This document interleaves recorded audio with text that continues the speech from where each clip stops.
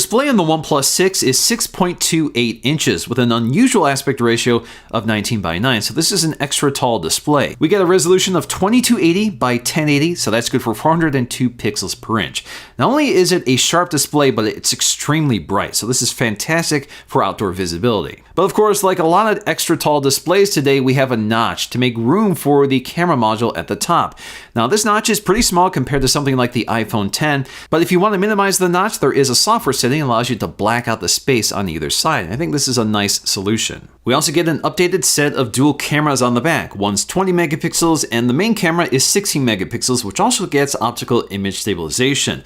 Both of them have the same f1.7 aperture, which gives us the same focal length, so it looks like they sort of work together for both zooming as well as depth perception for portrait effects. But this sensor is 19% larger, which means we have larger pixels for better low light sensitivity. This camera also comes with a bunch of flagship features, such as 480 frames per second super slow motion or 4K video recording at 60 frames per second. The front camera also belongs in other flagship smartphones. We have a 16 megapixel sensor with an f2.0 aperture. So we get 1080p video recording at 30 frames per second and electronic image stabilization. Also, shortly after launch, we get a portrait mode for the front-facing camera, which I can't demonstrate just yet. They certainly did not skimp on the specs for this phone. It's powered by a Snapdragon 845, which is an octa-core 10 nanometer chip running at 2.8 gigahertz. That's paired with the Adreno 630 GPU. But when it comes to RAM, we get 6 or 8 gigs of LPDDR4X RAM. So 8 gigs is the most RAM I've ever reviewed in a smartphone, and that gives you a lot of room to suspend apps. In terms of storage, we get 64, 120 gigs, or 256 gigs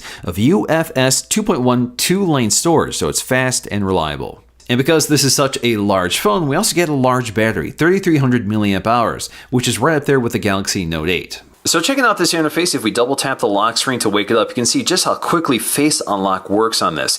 Now, in order to show you this, I'll actually have to tilt the phone away from me, so we can double tap to wake it up. Tilt it toward me, unlocks right away. It's extremely fast. It's one of the best systems I've used.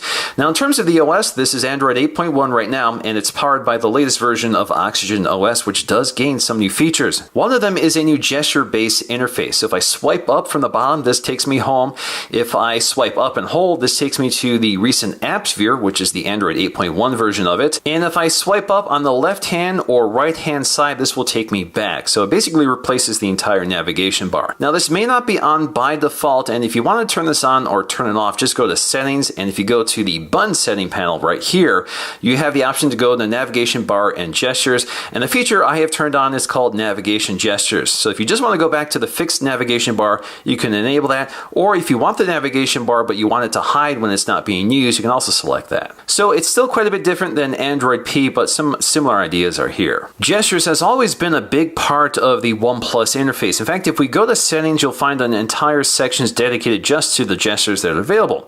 So we have a long press to take a photograph. So if you're within the camera app, if you long press the fingerprint sensor, this allows you to quickly take a photograph. This actually works best if you have the front-facing camera on. So let's go ahead and try that.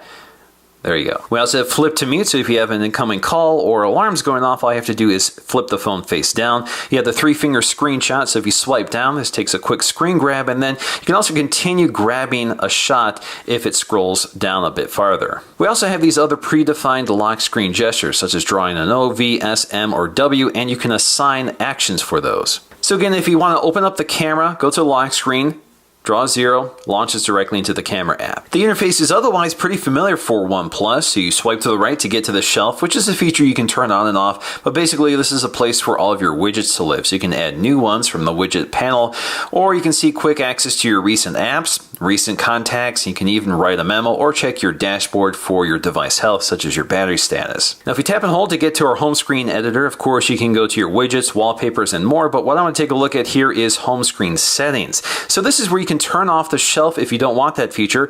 Swipe down allows you to quickly swipe down anywhere on the screen to get to your quick settings. So if I have this turned on, right now you can see it allows me to quickly access those quick settings without having to swipe down from the top. We also have some of our notification settings. So under notification dots, not only can you turn off those notification dots by the apps, but you can also change the notification settings for your lock screen. You can also change the icon pack, so you can go with the OnePlus icon pack, round, square, or you can get one from the Play Store. In terms of home screen layout, this allows you to adjust the grid. So we basically have 3, 4, or 5 columns.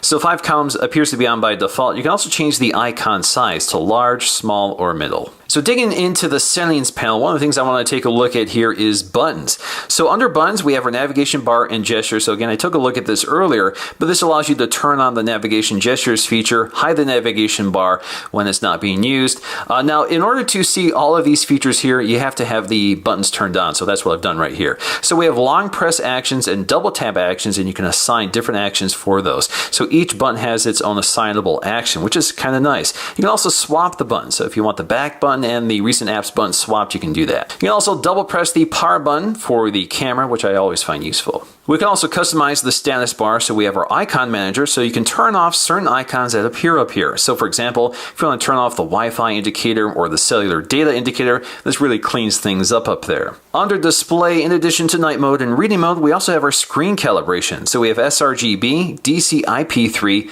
adaptive mode, and we can customize the color, so we can go for warmer or cooler. Now to manage the notch display, you have 2 settings. You can show the notch area, which is on by default, so that's integrated into all aspects of the OS. But if you hide the notch area, basically that's just used for the status bar icons, and it's blacked out.